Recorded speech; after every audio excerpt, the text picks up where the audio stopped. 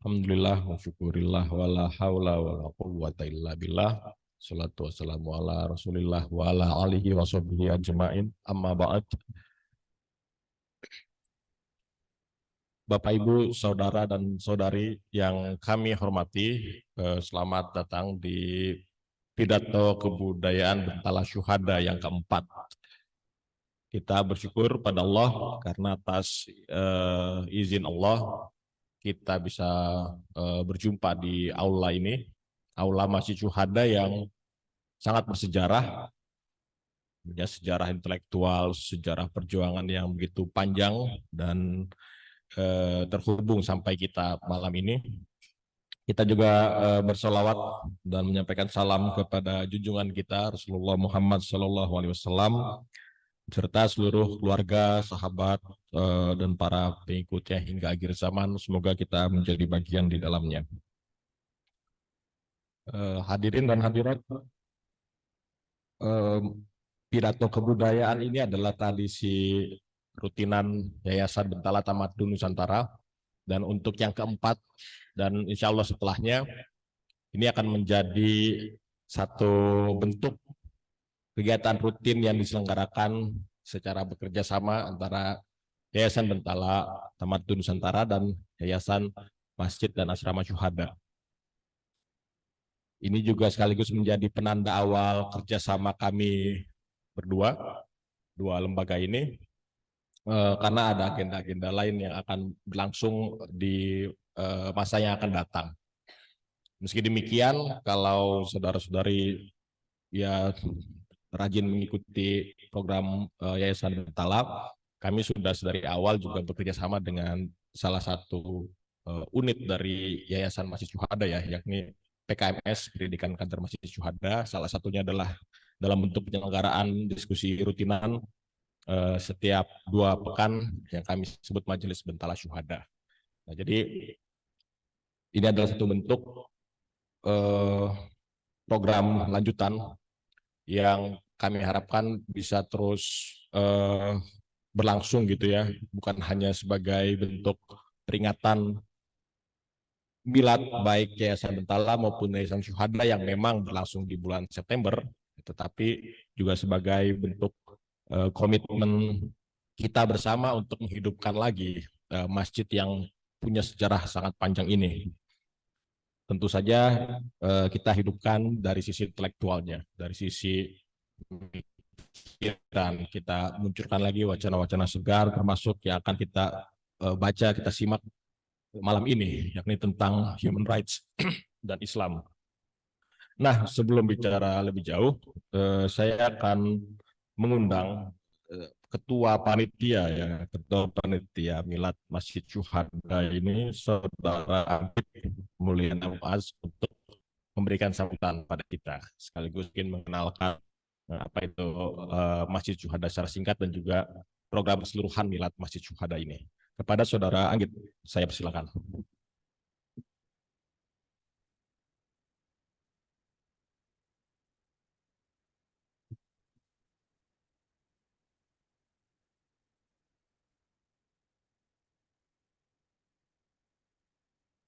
Ya, bismillah, assalamualaikum warahmatullahi wabarakatuh. Ya, alhamdulillah, alhamdulillahirabbil alamin.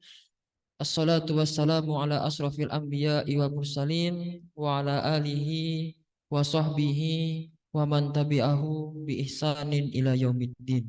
Amma ba'du. Puji syukur kepada kehadiran Allah Subhanahu wa taala yang telah memberikan kepada kita semua nikmat yang begitu banyak sehingga kita bisa berkumpul dan mengikuti kegiatan ini dengan sehat walafiat.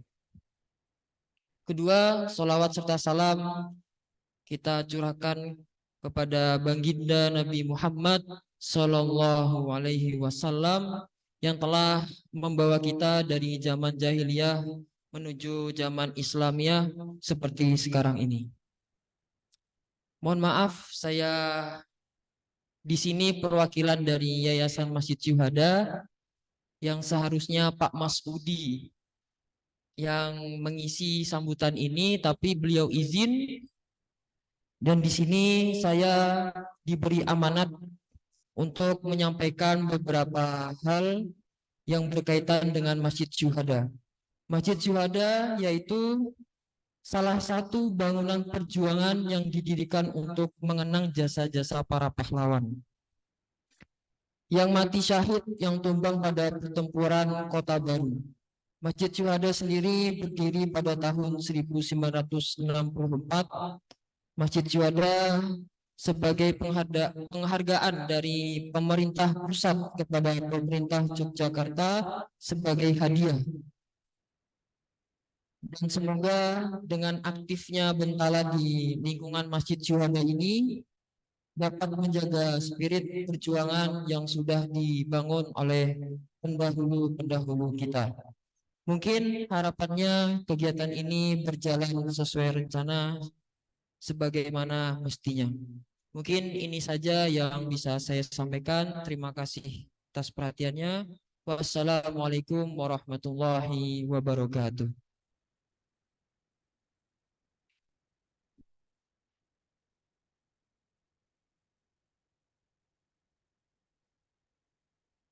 Terima kasih Saudara Anggit. Ya seperti Saudara Anggit bilang ya, nama syuhada pada masjid ini pun bukan dipilih tanpa alasan ya. Jadi ada sejarah panjang, sejarah perjuangan, tetapi kemudian dilanjutkan oleh sejarah intelektual, nama-nama akademisi, profesor intelektual gitu ya, yang hadir di ruang publik kita hari ini, yang usianya mungkin di atas 50 tahun. Mereka berproses memang di masjid-masjid pusat kota gitu ya. Kalau di Jakarta ada Masjid Al-Azhar, di sini di Yogyakarta, nama-nama yang lahir dari kota Jogja ini, seperti Pak Amin Rais, Pak Mahfud MD dan sebagainya itu ya dulu banyak berkegiatan di sini. Jadi mari kita hidupkan lagi ya kegiatan itu. Nah, malam ini kita akan menyimak pembacaan pidato kebudayaan dari Saudara Sri Tahi Muhammad. Dia adalah dosen di Fakultas Hukum Universitas Gadjah Mada untuk bidang hukum internasional dan juga mengajar beberapa mata kuliah yang profilnya sudah kami perkenalkan di media sosial kami. Dan malam ini beliau akan membahas satu tema yang begitu kerap muncul gitu ya di dalam percakapan publik kita, yakni human rights. Entah sejak kapan ya kita menerjemahkannya sebagai hak asasi manusia. Ya mungkin semenjak perjumpaan kita pertama kali dengan diskursus human rights itu gitu ya. Mungkin yang paling bersejarah adalah Deklarasi Universal Declaration of Human Rights tahun 1948. Deklarasi tersebut sebagai hasil dari percakapan banyak pemerintah dunia gitu ya, yang punya pengalaman negatif di masa lalu seperti Perang Dunia I dan II, kolonialisme dan sebagainya, itu dirumuskan dengan harapan bisa menemukan konsep-konsep bersama yang bisa dibagikan secara universal tentang martabat manusia atau human dignity. Nah, persoalannya ketika berbicara tentang manusia, yakni diri kita sendiri, baik sebagai individu atau sebagai satu konsep ya keseluruhan, itu tentu saja tidak bisa terlepas dari satu interpretasi gitu ya, satu pemberian makna tentang manusia. Nah, disinilah mengapa penulis yang nanti akan membacakan naskah pidatonya itu tidak menerjemahkan kata human rights ke dalam bahasa Indonesia yang sudah kita kenal ya, HAM. Padahal istilah HAM hari-hari ini mungkin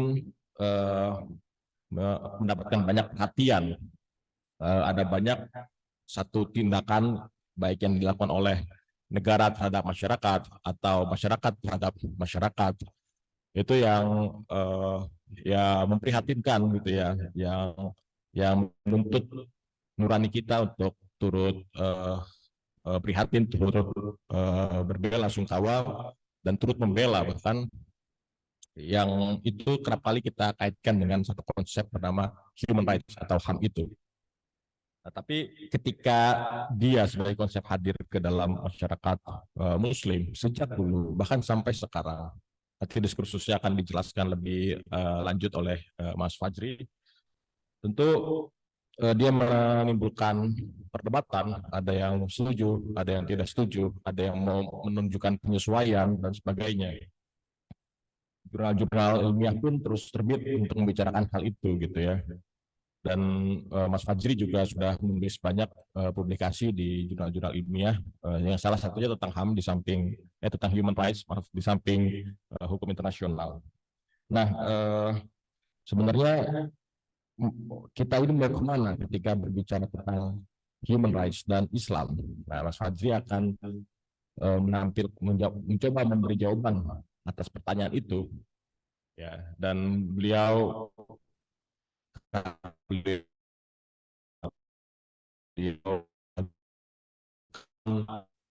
masyarakat Sunda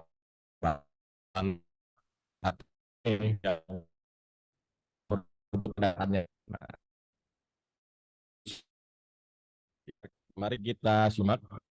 Jadi akan membacakan pidatonya. Salinannya sudah ada di tangan kita masing-masing ya, sudah memegang. Dan saya harap ini memicu rasa ingin tahu kita lebih lanjut untuk mendiskusikannya. Khususnya misalnya yang memang punya perhatian terhadap isu human rights, atau mungkin mengkaji atau mungkin ya, praktisi persoalan ini yang kita sebut tadi dengan terjemahan longgar bernama HAM. Kepada Mas Fajri Matahati, saya akan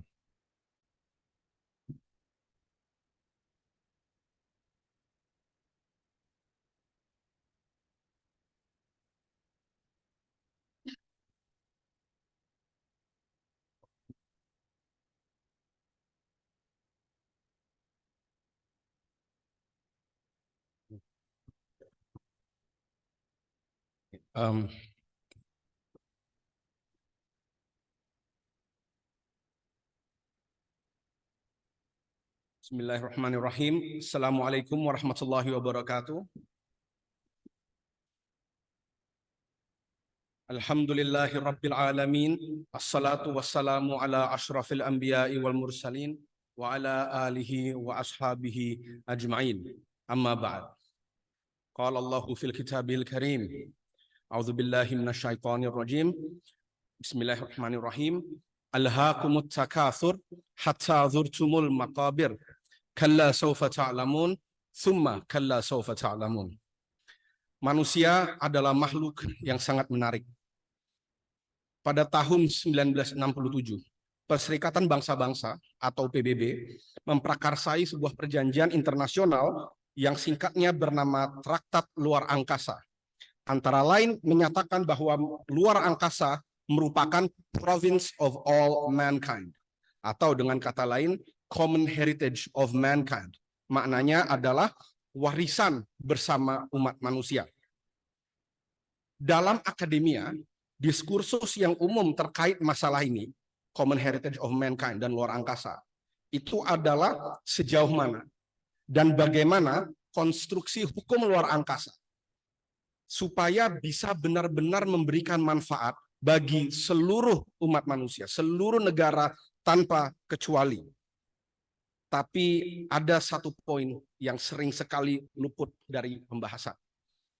Baru tahun 1961 manusia mulai pergi ke luar angkasa.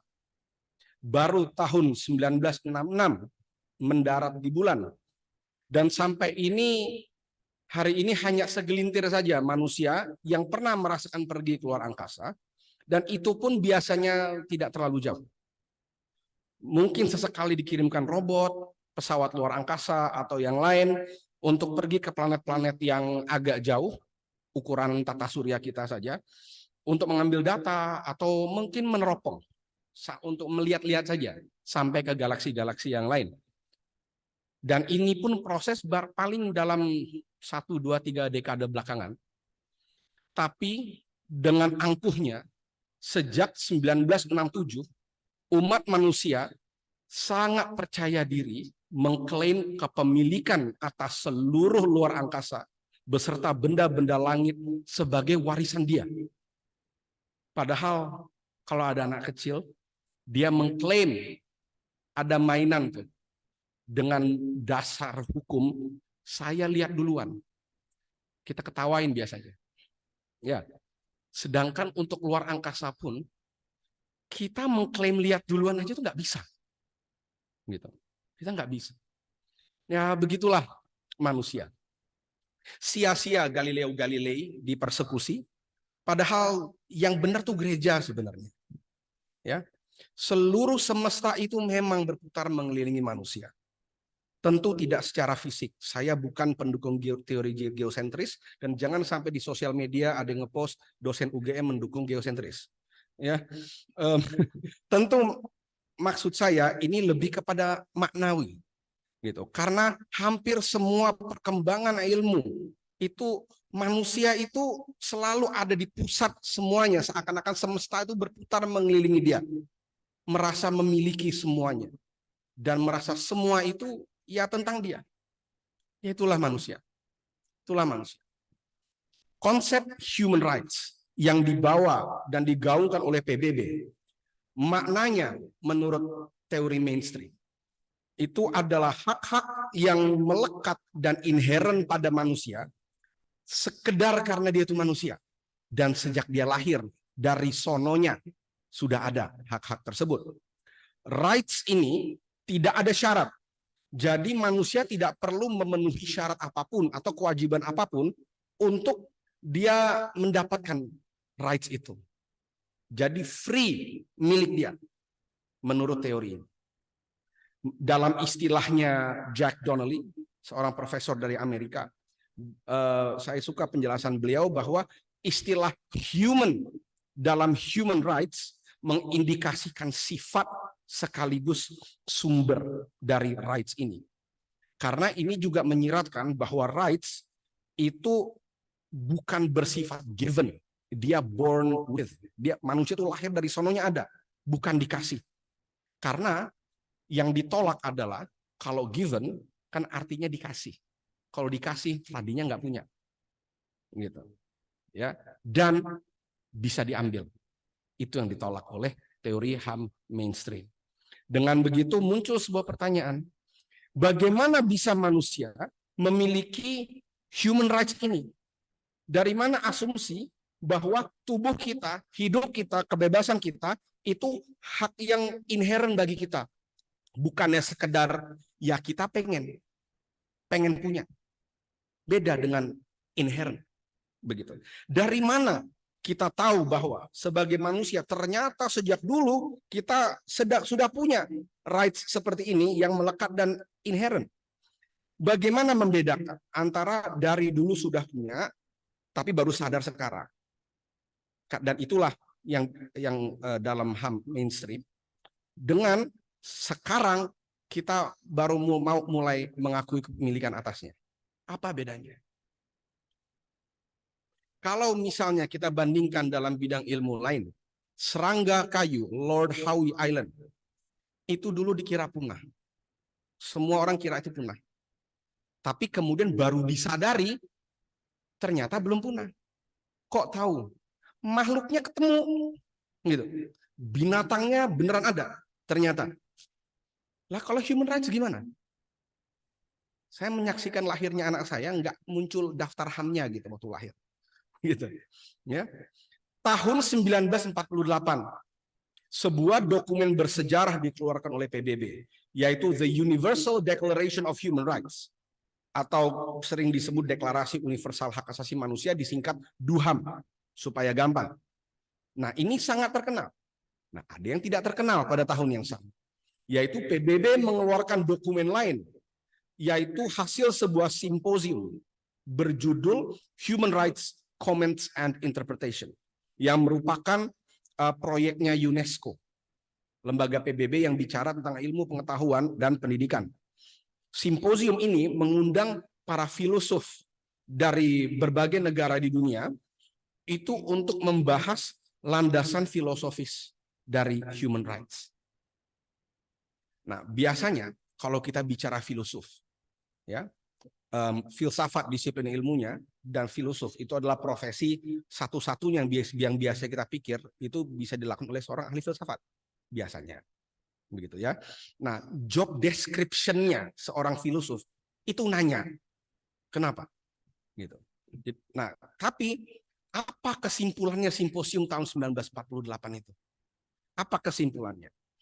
Ya, kalau dilihat laporannya itu bisa di Google, itu ada banyak kontribusi orang. Ya, maka ngomong macam-macam, Pak. Tapi yang menarik adalah melihat kata sambutan yang ditulis oleh Jacques Maritain, seorang filosof dari Prancis. Yang dia bilang begini, filosof nih. Yang dia bilang begini, we agree about the rights, but on condition that no one asks why. Kami sepakat tentang adanya hak-hak ini, tapi ada syaratnya. Jangan tanya kenapa. Nah, kalau filosof sudah bilang jangan nanya, ya gimana tuh? Dipecat jadi filosof. Gitu. Tapi ya begitu. Kata beliau, ketika udah mulai ada yang tanya kenapa, nah, dah ribut tuh. Karena nggak ada yang sepakat, gitu. Jadi mereka menurut beliau nggak ada jawaban konklusif.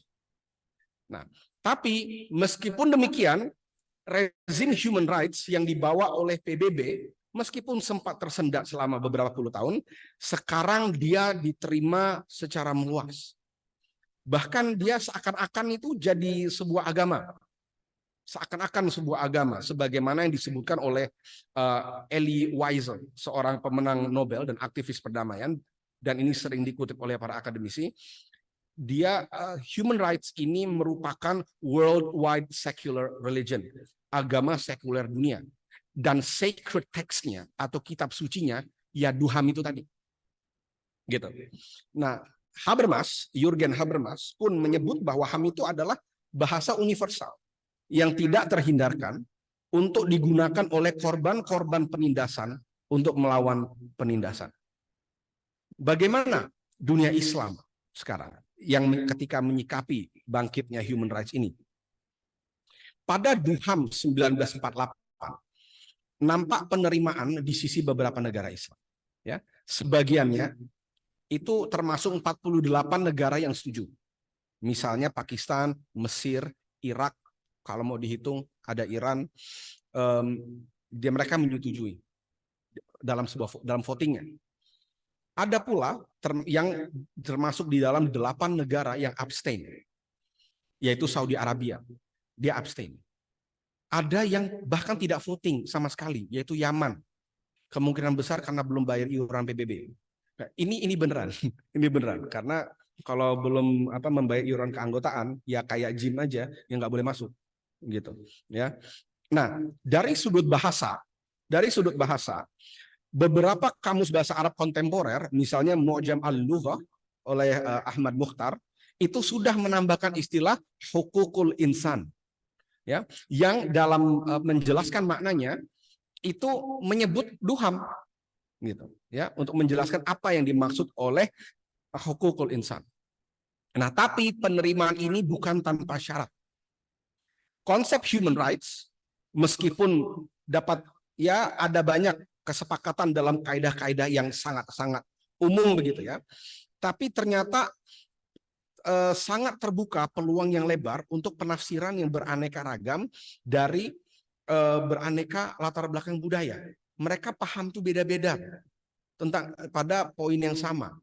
Nah, tapi dalam dominasi diplomatik maupun karya-karya akademik hukum internasional dalam pengajaran maupun dalam diskursus, yang mendominasi dan paling kuat mewarnai itu adalah warna Eurosentris, peradaban Eropa sekuler.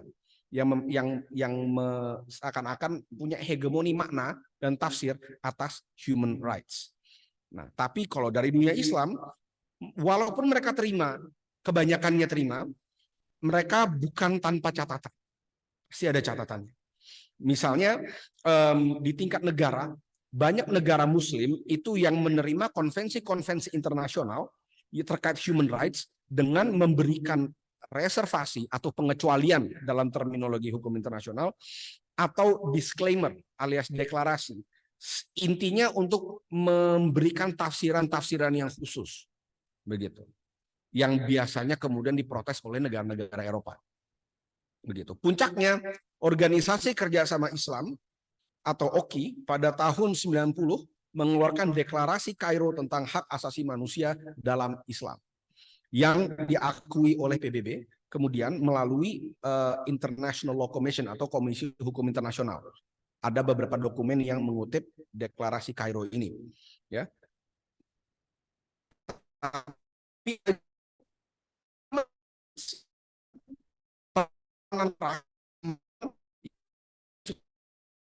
dengan menggunakan relativisme. Jadi dia menggunakan narasi relativisme adalah Malaysia melalui Mahathir Muhammad waktu itu, dan akademisi-akademisi Malaysia pun biasanya menggunakan argumentasi yang senada. Maksud saya adalah akademisi hukum internasional biasanya. Ya. Di tingkat ulama dan pemikir ada beraneka ragam reaksi. Majelis Ulama Indonesia tahun 2000 itu mengeluarkan fatwa tentang hak asasi manusia. Di satu sisi mereka mengkritik human rights.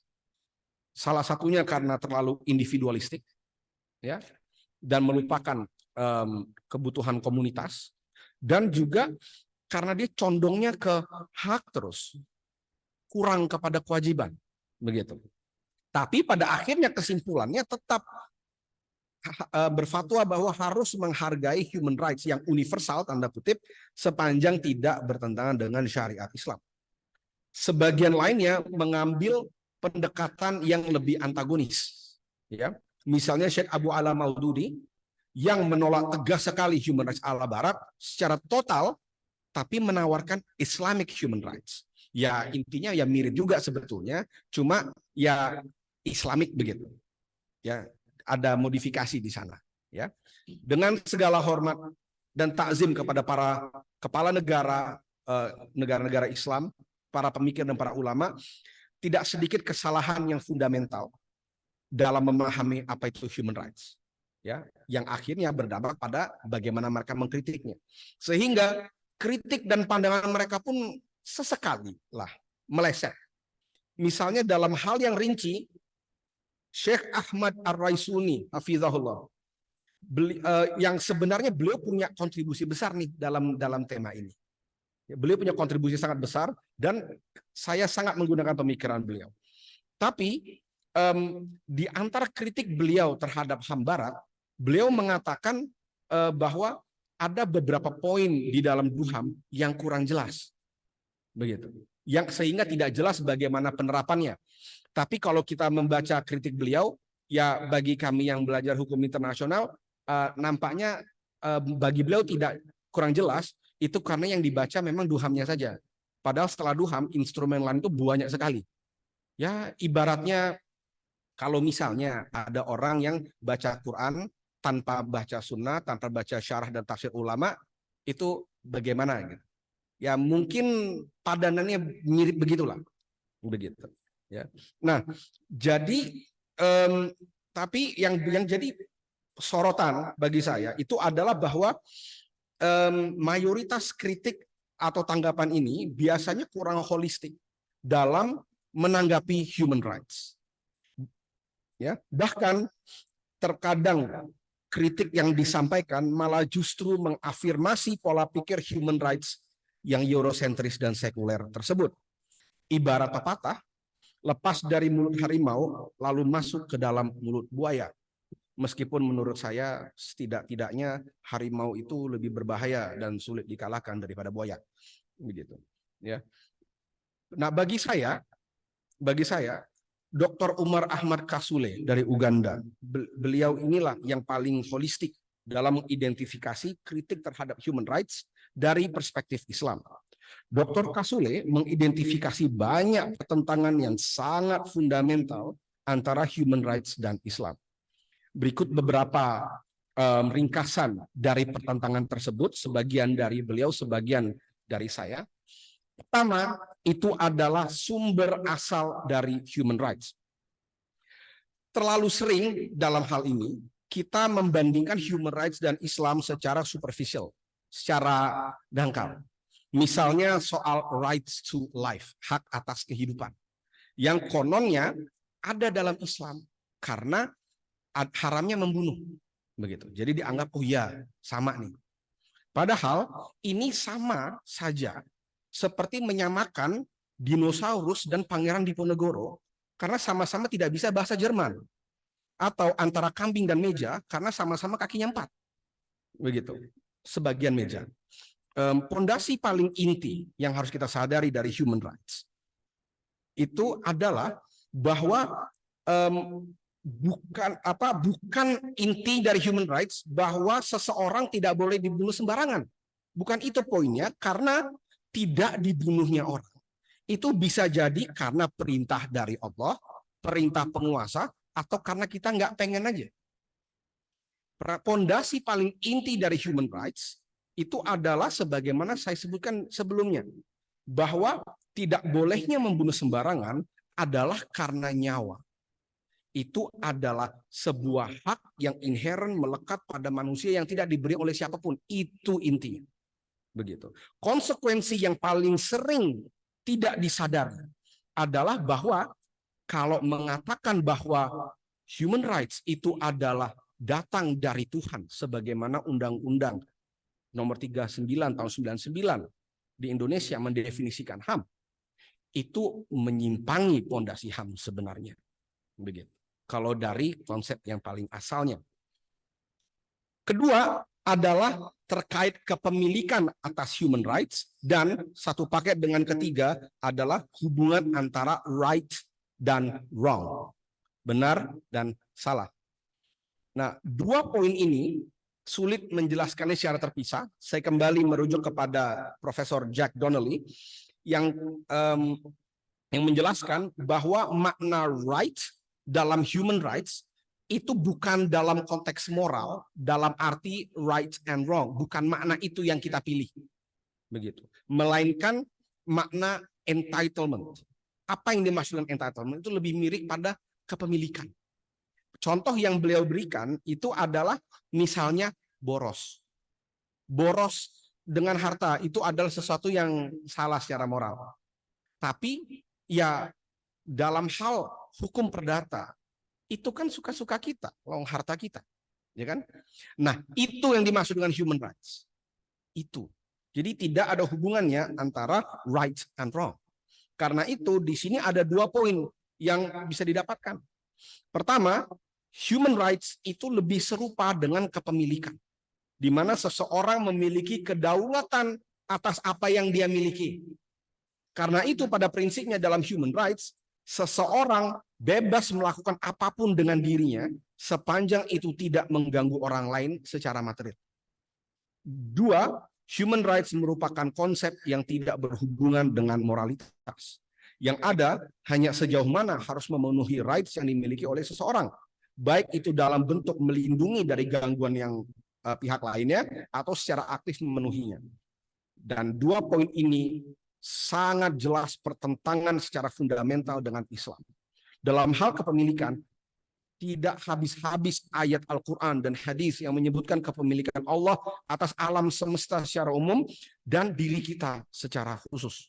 Dan bahwa Allah dapat mencabut apa yang telah diberikan kepada kita sewaktu-waktu. Begitu. Dalam hal moralitas, tidak mungkin kita menceraikan hak dari lawan katanya, yaitu batil. Sedangkan al-haq itu salah satu dari asmaul husna.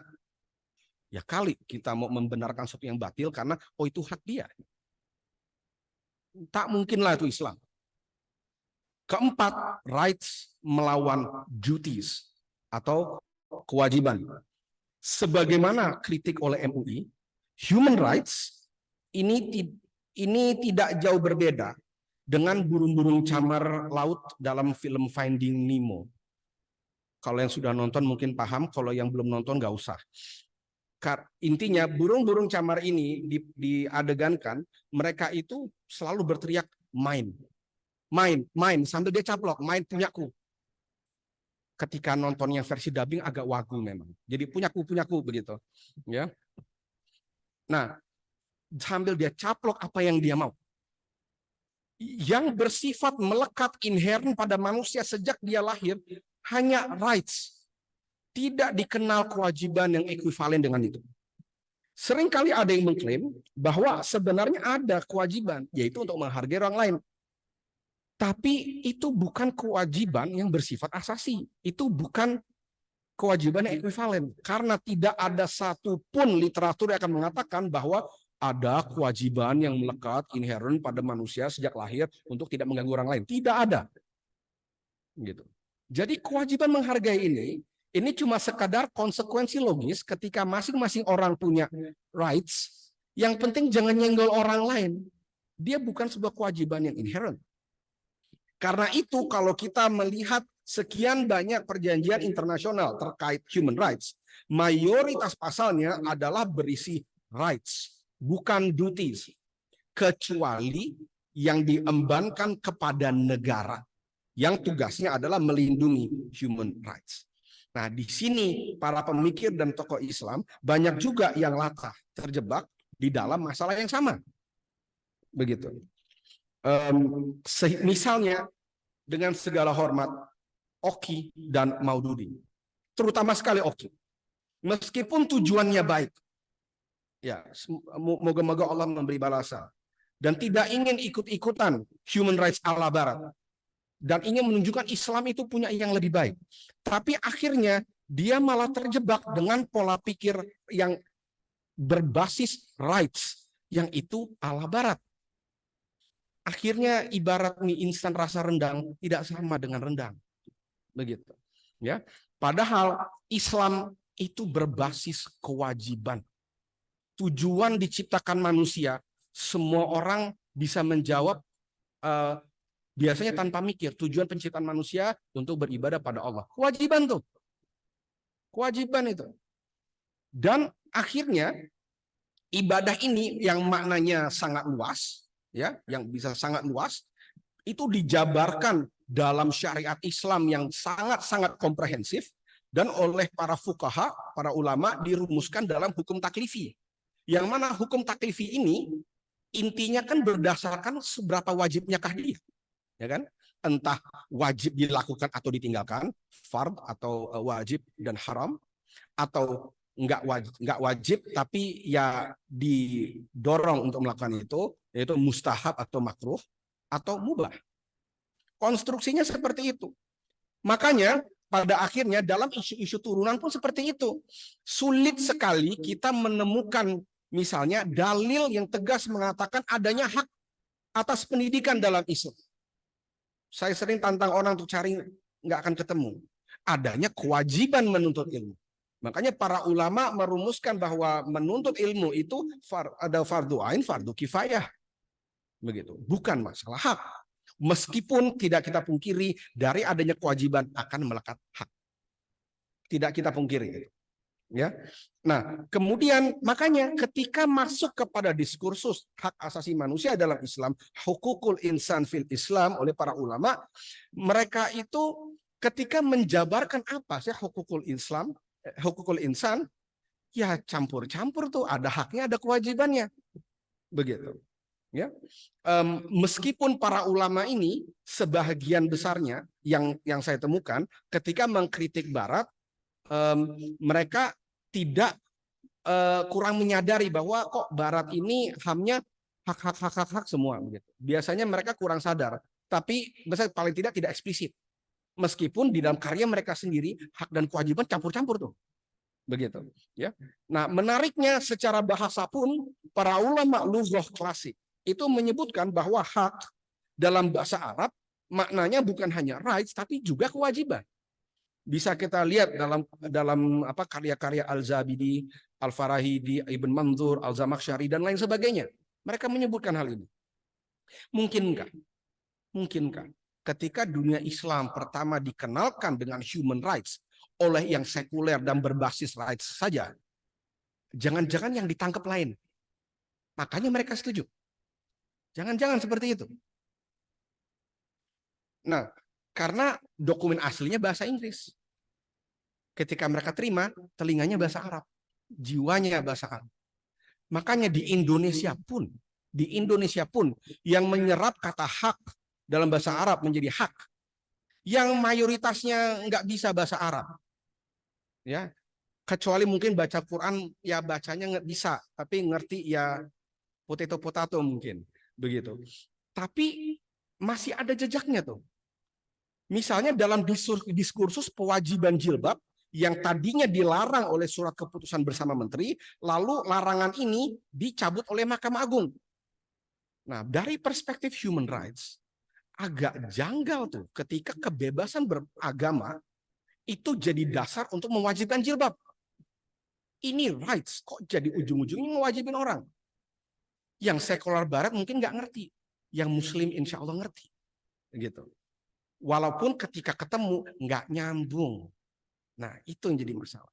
Isu kelima adalah universalitas. Logikanya sederhana sebetulnya memang. Jika human rights memang melekat pada manusia secara inherent, sekadar karena dia adalah manusia, maka ya semua manusia pastilah memiliki human rights yang sama. Itu logika sederhana dan sangat make sense.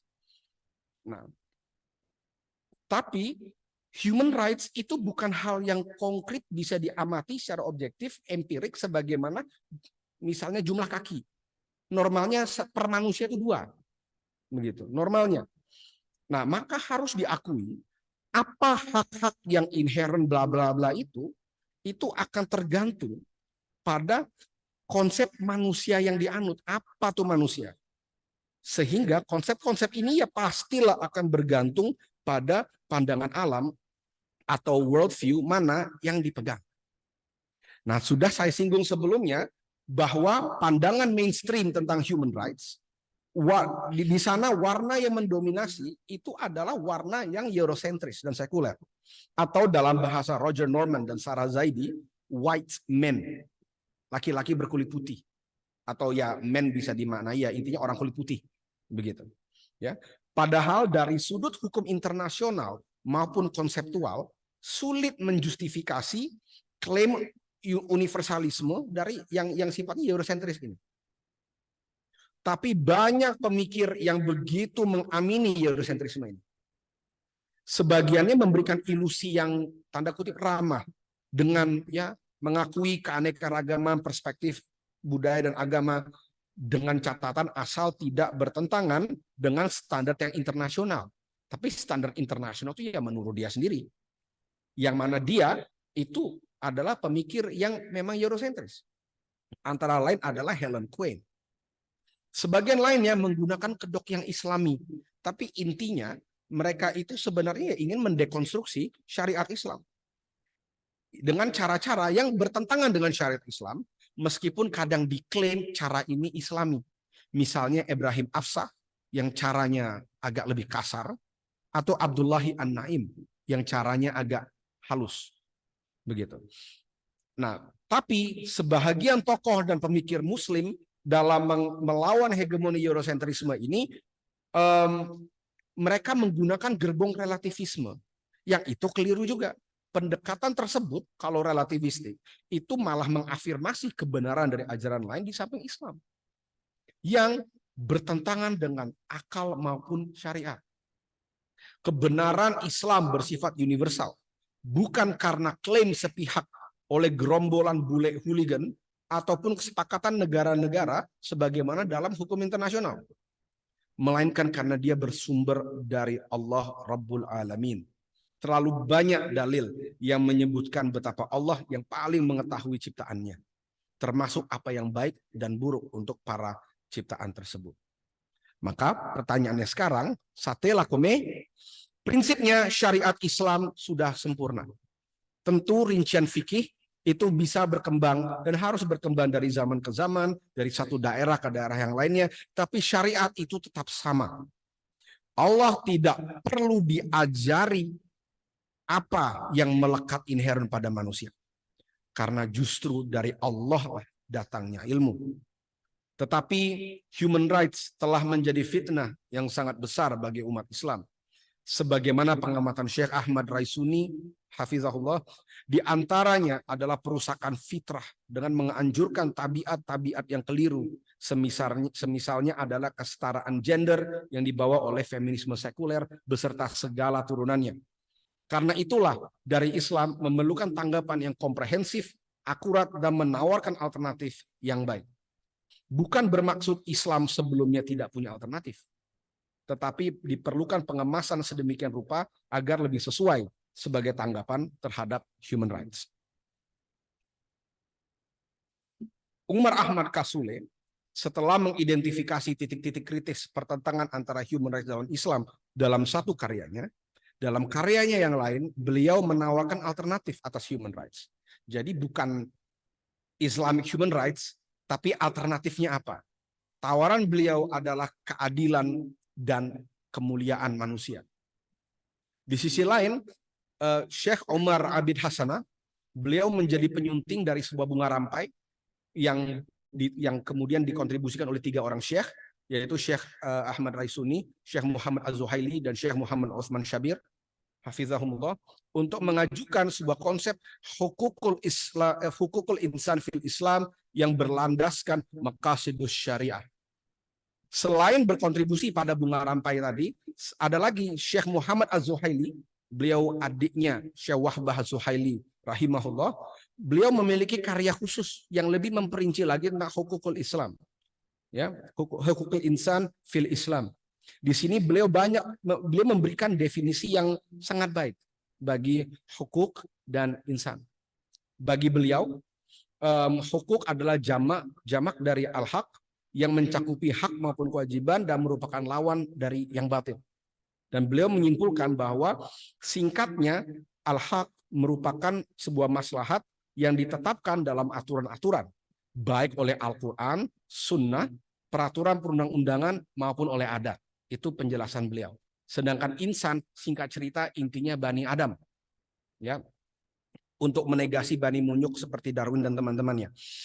Sependek kajian yang dapat saya buat, pemikiran dari Kasule dan Syekh Az-Zuhaili di atas adalah kontribusi yang sangat penting untuk menjawab tantangan human rights. Barangkali Dr. Kasule lebih condong kepada filosofis keadilan karena beliau mengembangkan pemikiran dari Syekh Muhammad Naqib Al-Atas, sedangkan Syekh Muhammad Az-Zuhaili dari latar belakang tradisionalismenya, beliau lebih mengeksplorasi rincian hukum syara dalam konteks kekinian dalam koridor hukukul insan dan maqasidus syariah. Nah, pada akhirnya sebenarnya intinya ini ya perumusan syariat Islam yang ulama itu sudah familiar. Begitu. Sebenarnya kita sudah punya jawaban. Nah, di sini mungkin ada sedikit klarifikasi tambahan yang bagi saya perlu ditekankan sedikit. Karena yang dipaparkan oleh Kasule dan Syekh Az-Zuhaili nampaknya merupakan keseluruhan hukuk pada manusia, pada semua jenjang sampai paling rinci. Ya, sedangkan human rights dia berpondasikan pada hal-hal yang melekat inheren pada manusia dan seterusnya itu. Atau diterjemahkan pada bahasa Indonesia yang asasi. Sedangkan yang dikembangkan oleh para masyaikh kita yang saya sebutkan tadi tidak hanya yang asasi, tapi sampai yang rinci pun dibahas. Begitu. Nah, maka dari sini saya merasa perlu mengklarifikasi sedikit untuk mencari kesepadanan dengan human rights, kita memerlukan sedikit modifikasi dari definisi yang ditawarkan oleh Syekh Muhammad Zuhaili untuk menunjukkan kemelekatan dan keinherenan itu. Tapi ketika sekuler, human rights yang sekuler, dia melekatkan dan menginherenkan kepada manusia, entah dari mana, diganti tentulah dengan ketetapan Allah. Sedangkan maslahat tentunya di sini merujuk pada yang paling mendasar atau asasi atau pokok, sehingga istilah dapat berubah menjadi al-haq atau hukukul asasiyatul insan. yang definisinya adalah maslahat atau maslahat-maslahat asasi yang ditetapkan oleh Allah atas Bani Adam. Sedangkan penggunaan bentuk tunggal atau jamak akan tergantung pada sejauh mana kita mencari maslahat yang asasi tersebut. Biasanya, sebagaimana Syekh Muhammad Az-Zuhaili atau pemikir lain dari Turki, misal Prof. Rajab Şentürk, yang asasi ini biasanya ya tidak jauh-jauh dari daruriyah dalam maqasidus syariah, tidak jauh-jauh dari situ. Ya. Nanti jumlahnya bisa 5, bisa lebih begitu, tergantung pakai maqasidus syariah pemikirannya siapa. Ya. Kalau kita carinya seperti itu, nah bentuknya plural ya, maslahat-maslahat. Tapi saya sendiri lebih cenderung mencari sampai lebih dasar lagi, sehingga mencapai satu saja maslahat yang paling dasar sekaligus puncak. Ini ditemukan dengan meringkas lagi daruriyah yang telah dirumuskan oleh para ulama ini. Syekh Ahmad Raisuni meringkas hakikat manusia menjadi 2 unsur penting, yaitu unsur agama dan unsur badan. Sedangkan Syekh Muhammad Zuhaili meringkas maslahat jadi 2, yaitu dunia dan akhirat. Sedangkan pada hakikatnya yang paling mendalam, apapun nikmat atau sengsara yang didapatkan di dunia adalah kelalaian yang bisa berujung pada neraka, atau dia bekal untuk menuju ke surga. Sebagaimana sabda Rasulullah Shallallahu Alaihi Wasallam, jadilah engkau di dunia ini seakan-akan sebagai orang asing atau musafir. Sepenting-pentingnya dunia, sejatinya ia sekadar merupakan sarana menuju akhirat, yang bahkan bukan hak kita, tapi itu rahmat dari Allah. Dan inilah perbedaan yang teramat fundamental. Kelihatan perbedaan fundamentalnya dengan human rights, yang menjadikan duniawi sebagai hak dan tujuan akhir, serta nafsunya sebagai Tuhan. Barangkali ini seperti orang-orang yang difirmankan oleh Allah dalam surah Al-Baqarah ayat 11, yang mereka berdalih, sesungguhnya kami adalah orang-orang yang membuat perbaikan, muslihun. Tapi di ayat berikutnya Allah bantah langsung dengan berfirman, ingatlah sesungguhnya merekalah yang mufsidun, yang berbuat kerusakan, tetapi mereka tidak menyadari. Maka pada keseluruhan syariat Islam dalam menuntun hidup manusia dari lahir sampai matinya, muaranya adalah untuk menjaga satu hal, maslahat utama yang menjadi syarat masuk surga, yaitu fitrah tauhid. Telah disampaikan sebelumnya bahwa tujuan penciptaan manusia adalah untuk beribadah kepada Allah. Ini bukan sekedar slogan yang mudah dihafalkan lalu dilupakan. We mean it. Dan ia harus dicamkan betul sebagai hakikat paling asasi pada manusia, yang penjagaannya akan mewarnai keseluruhan maslahat turunannya. Sampai sini sebenarnya sekali lagi ini sudah dikenal dalam kesarjanaan Islam dari dulu. Hanya saja tampak memerlukan pengarahan khusus untuk menanggapi polemik yang ditimbulkan oleh human rights. Maka sependek kajian saya yang tentunya akan terus dan harus terus berlanjut, ada beberapa poin kritis yang paling penting sebagai tanggapan terhadap human rights dalam Islam. Poin pertama, menekankan al-haqul asasiyatul insan sebagai inti penolakan Islam yang paling fundamental terhadap human rights, yaitu pada hakikat manusia, siapa yang berdaulat atasnya, dan apa tujuan akhirnya. Poin kedua, menekankan kewajiban yang akan bertimbal balik dengan hak dalam menjaga daruriyat, dalam melakukan ijtihad, menjabarkan hukum-hukum fikih turunannya. Poin ketiga, menekankan moralitas sebagaimana yang dituntun oleh syariat Islam, karena tidak mungkin sebuah agama yang berlandaskan hak yang diturunkan oleh al-haq dapat mentoleransi kebatilan sebagai pilihan. Poin keempat adalah menekankan universalitas syariat Islam dan bangga atasnya. Jangan nodai kemuliaan agama Allah dengan perasaan inferior terhadap hasil pemikiran budaya lain, ataupun dengan relativisme. Kenalilah, banggalah, dan lanjutkanlah tradisi ilmu para ulama. Poin kelima, menekankan perlunya islamisasi yang hati-hati atas human rights, sebagaimana usulan Kasule ini, Karena bukan mustahil bahwa ada rincian-rincian dalam instrumen turunan human rights yang dapat membantu tingkat operasional dalam detail pelaksanaan syariat. Ini dimungkinkan apabila para ulama dan pemikir muslim dapat mengkaji human rights secara komprehensif untuk mengamati apa yang mungkin dimanfaatkan dan apa yang ditolak.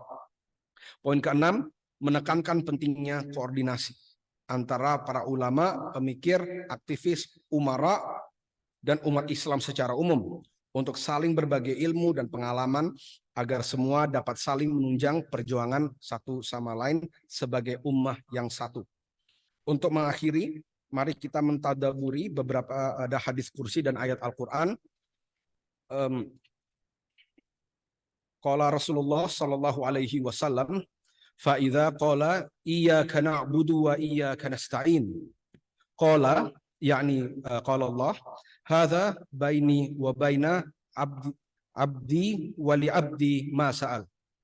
Wa qala Allah fi kitabihil karim, laqad khalaqnal insana fi ahsani taqwim tsumma radadnahu asfala safilin. Wa qala aidan, kullu man 'alaiha fan wa yabqa wajhu rabbika dzul jalali wal ikram fa bi ayyi ala'i rabbikuma tukadziban. Jazakumullah khairan katsira. Assalamualaikum warahmatullahi wabarakatuh.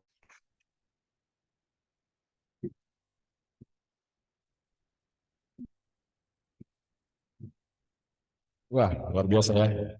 Bikin kita menyimak dengan serius, tapi juga kalau saya sih ya cukup tergetar pertanyaan dari Mas Fajri, apalagi beliau menutup dengan diskusi dan beberapa ayat Quran yang begitu kuat menjelaskan tentang hakikat kita sebagai insan.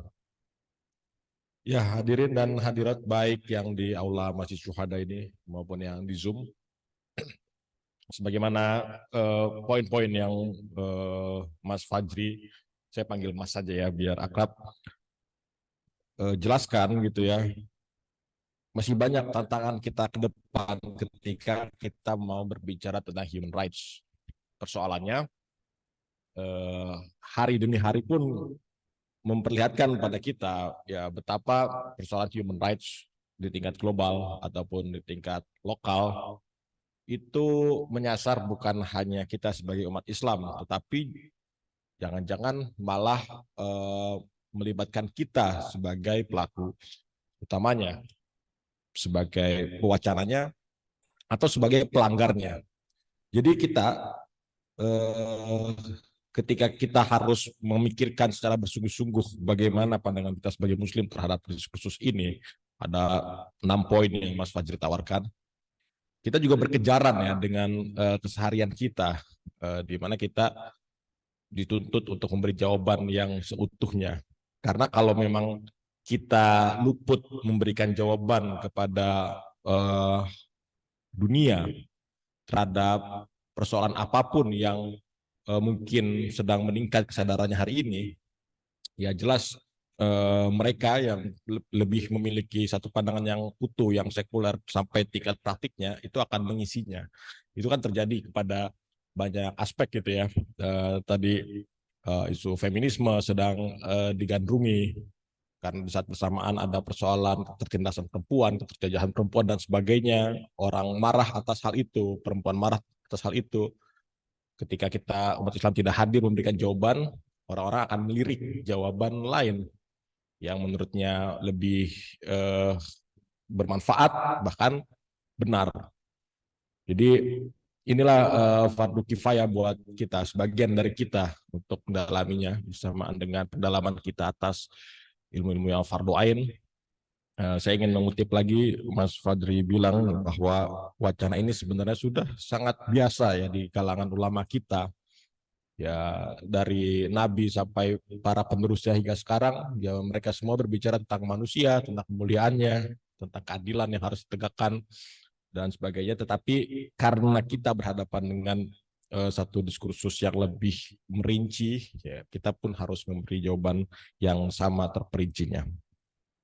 Saudara-saudari sekalian, ya demikian pidato kebudayaan Bentala Syuhada yang keempat ini, saya mewakili Yayasan Bentala Tamadun Nusantara mengucapkan terima kasih kepada Mas Fajri yang sudah membuat naskah yang sangat baik ini dan cukup menghibur, mengingatkan kita pada Finding Nemo ya, film Pixar yang sangat bagus ya. Itu saya tonton itu. Saya alhamdulillah dengar versi Inggris pertama kali versi Inggris Mas Fajri. Jadi tahu apa yang antum maksud. Dan saya berharap Mas Fajri menirukan suara camar itu, tapi tidak hanya mengutipkannya saja. Ya, terima kasih Mas Fajri. Terima kasih juga saudara-saudari semua yang hadir di sini. Ada beberapa kawan yang juga sudah lama tidak jumpa, akhirnya berjumpa lagi di sini. Dan mari kita tutup acara malam ini ya, sekaligus ini menutup rangkaian kegiatan milad Yayasan Bentala Tamadun Nusantara dan juga Yayasan Masjid Syuhada ya, dengan doa.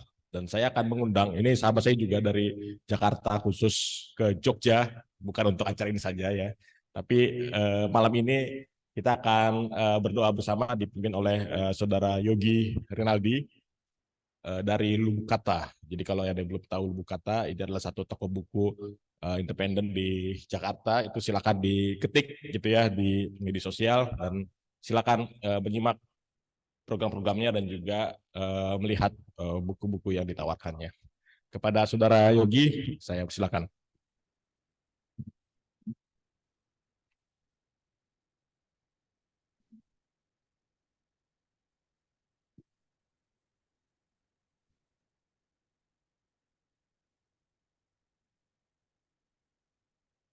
Bismillahirrahmanirrahim. Assalamualaikum warahmatullahi wabarakatuh. Mari sama-sama kita tutup atau akhiri acara ini malam ini, dan kita berharap keberkahan yang Allah Subhanahu wa Ta'ala akan berikan dalam majelis ini, dan juga kita mengharapkan keberkahan dalam kelanggengan tradisi yang baik, dalam tempat yang baik insyaallah. Al-hadzi niya wa ala kulli niyatin salihah. Al-Fatihah. A'udzubillahi minasyaitonir. Alhamdulillahirabbil alamin. Iyyaka na'budu wa iyyaka nasta'in.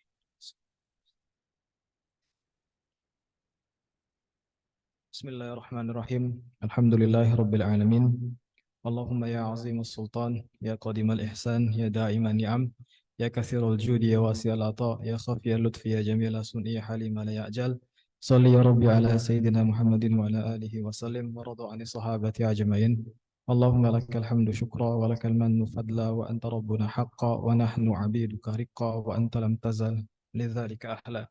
Ya muyassira kulli asir wa ya jabira kulli kasir wa ya sahiba kulli farid wa ya muqawwiya kulli faqir wa ya mughniya kulli faqir wa ya muqawwiya kulli dhaif wa ya ma'mana kulli makhif. Yassir alaina kulli asir wa taysirul asir alaika yasir. Allahumma ya arhamar rahimin ya zal jalali wal ikram, ya arhamar rahimin ya zal jalali wal ikram, ya rabbis samawati wal ardi ya rabbal arsyil karim, ya arhamar rahimin. Allahumma arina al-haqqa haqqa warzuqna ittiba'ah wa arina al-batila batila warzuqna ijtinabah. Ya arhamar rahimin ya zal jalali wal ikram.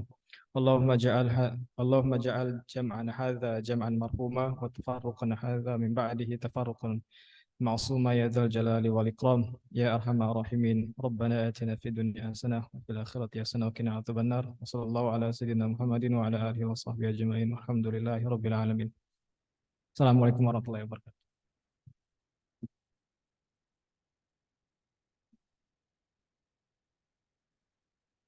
Terima kasih saudara Yogi.